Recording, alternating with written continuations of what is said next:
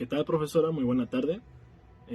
Espero que se encuentre de lo mejor y muchas gracias por dejarme realizar mi video del 25% de la evaluación de este primer parcial, porque tuve inconvenientes con una enfermedad que ya sabe.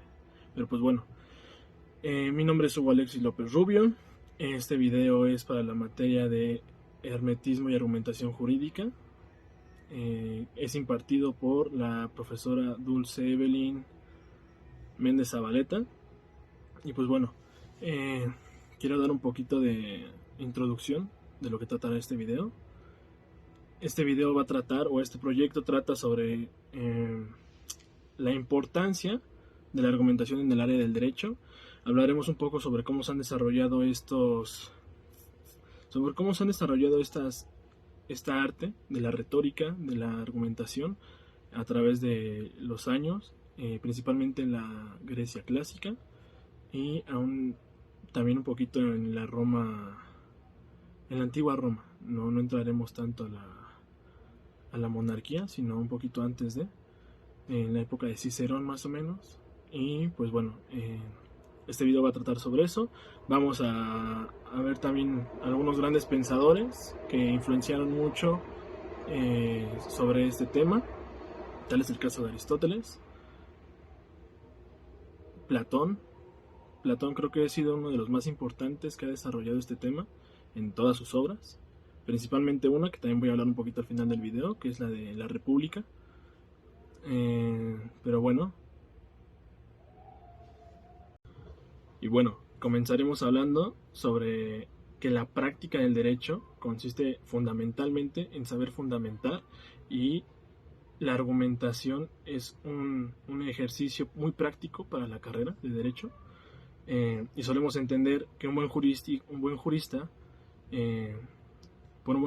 solemos entender su capacidad de argumentación para idear muy buenos argumentos y manejarlos con habilidad ante el juez, ante el magistrado en el que esté presente, y lograr solventar o llegar avante sus casos. En la investigación que realicé para este video, concuerdo en partes del texto y concuerdo con otros autores en que la argumentación es fundamental para el ejercicio del jurista y al mismo tiempo para el derecho, y puedo ofrecer un ejemplo como lo es la muestra de características y exigencias del abogado. En la antigüedad clásica proporcionan el desarrollo y expansión del estudio de este mismo, que es de la argumentación, de la retórica. De ahí es que no sea casual que en toda esta época de la Grecia antigua, Roma antigua, se hayan desarrollado grandes pensadores que hasta el momento o hasta el día de hoy, pleno 2021, se sigan estudiando.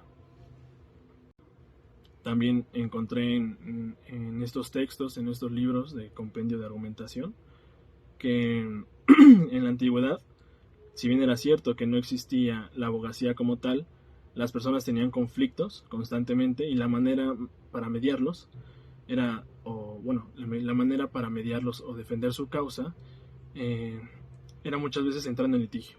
¿Y cómo era esto? Desafortunadamente carecían de capacidad para hablar y la elocuencia necesaria. Por esto mismo contrataban especialistas que se llamaban logógrafos, que esos son los considerados precursores de esta carrera o de los abogados. Principalmente entraban o se les contrataba para que los ayudaran a redactar algún escrito, algún discurso que ellos pudieran hablar ante el tribunal. Y pues bueno, hablando un poco de la antigua Grecia, tenemos que entender que su forma de gobierno en aquel tiempo ya era la de una república, pero es cierto que no se maneja como entendemos la república hoy en día.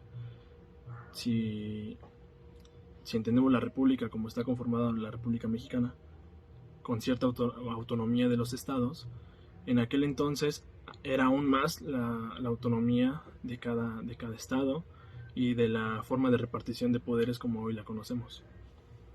Habiendo dicho lo anterior, tenemos que entender también que en aquel entonces o en esos tiempos la vida se rodeaba a raíz del centro de la política. ¿Y cuál era el centro de la política? Eran asambleas públicas, y en ellas el método más necesario y poderoso para lograr que la gente te entendiera o que la gente aceptara tu razón era la persuasión. La virtud fundamental de un hombre es, habiendo dicho lo anterior, tenemos que entender también que en aquel entonces o en esos tiempos la vida se rodeaba a raíz del centro de la política. ¿Y cuál era el centro de la política? Eran asambleas públicas, y en ellas el método más necesario y poderoso para lograr que la gente te entendiera o que la gente aceptara tu razón, se decía que la virtud fundamental de un hombre de Estado era la virtud de la persuasión. También tenemos que entender que no solo los plebeyos o las personas de clase baja tenían que aprender a defenderse, sino también estas situaciones se veían, la nobleza se veía integrada por estos problemas, y por ende ellos también tuvieron que aprender este bello arte de la retórica para poder defenderse, para poder iniciar diálogos, para dar discursos. Entonces también en los tribunales, en las asambleas, fueron entrando poco a poco burgueses, pero de bajo nivel, digámoslo así, que eran una clase social más baja que la burguesía normal. Entonces a esto se le atribuye que estos jueces o miembros de esta clase social carecían de una educación esmerada, y por ende carecían de la capacidad necesaria para una demostración ejemplar jurídicamente hablando.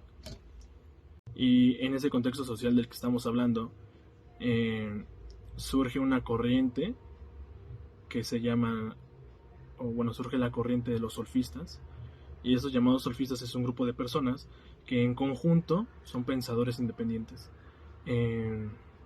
Sus principales ideas carecían de similitud entre ellos, y en lo personal me atrevo a decir que no es una corriente de pensamiento como lo puede ser el realismo, el estoicismo, el dogmatismo, empirismo, etc.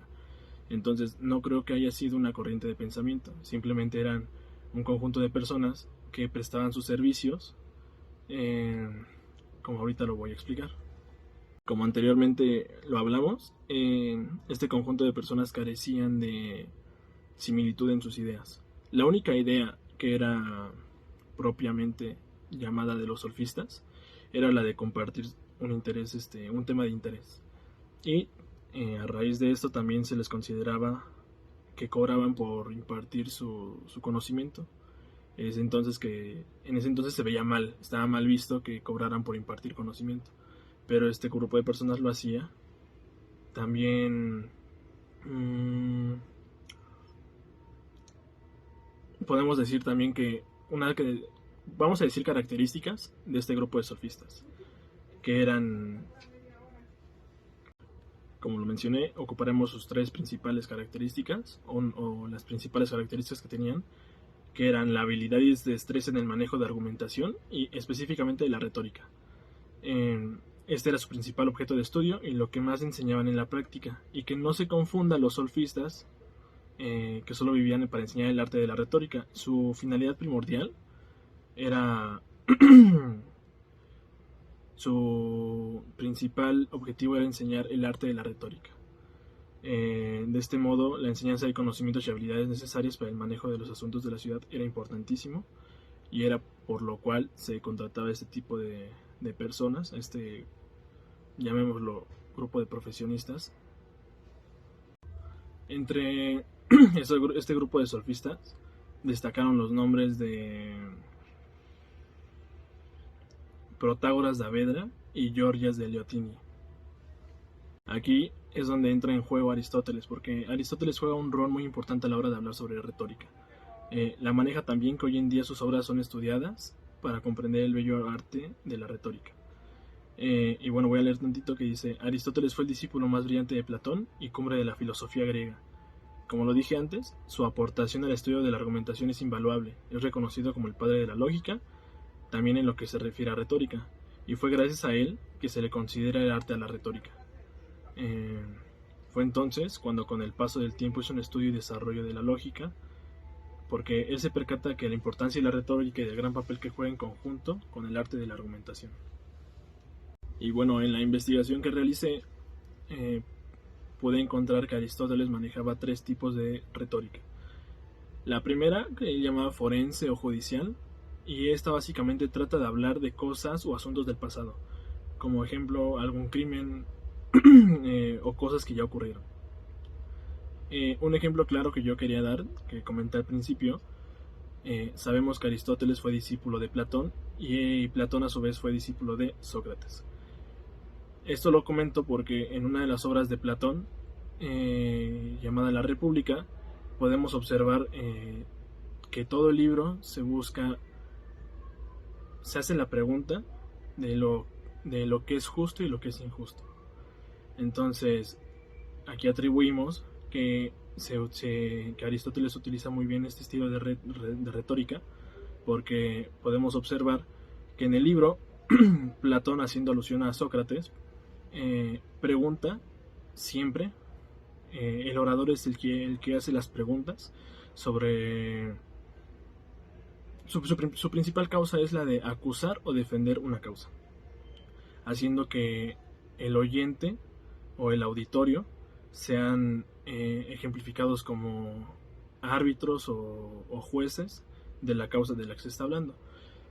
Entonces es por eso que en este libro podemos atribuir que Platón trata de, en el papel de Sócrates, preguntar a sus discípulos, preguntar a pensadores de aquel tiempo sobre lo que es justo y lo que es injusto, defendiendo la causa que él cree y haciendo que estos oyentes o este auditorio